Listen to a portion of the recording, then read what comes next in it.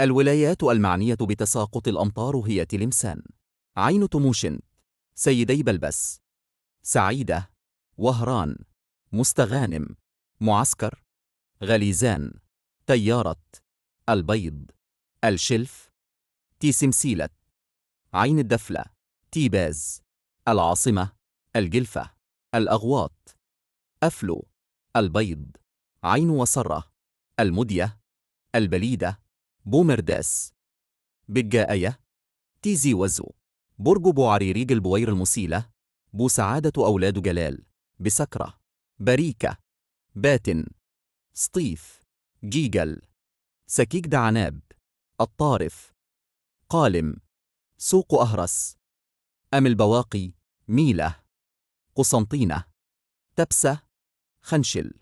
كمية الأمطار المتوقعة تتراوح ما بين 2 إلى 25 ملم محلياً. تساقط الثلوج على المرتفعات التي يزيد علوها عن 1200 متر على النعامة، البيض، أفلو، الجلفة، برج بواريريج، سطيف وخاصة الأورس. رياح قوية تصل 60 كيلو مترا في ساعة على المناطق الغربية وضعيفة إلى معتدلة عموما على وسط وشرق البلاد. رياح قوية بسرعة تتراوح ما بين 50 و 80 كيلو مترا في ساعة ظهيرة ومساء الثلاثاء على وسط الصحراء وصولا إلى منطقة الواحات قد تعمل على إثارة زوابع رملية ورداءة في الرؤية. تحذير خاص ولايات المنيعة، عين صالح، ورقلة، غرداي، تقرت، غرب أليزي، شرق إدرار، وصولا إلى تقرت، الوادي تيميمون بشار.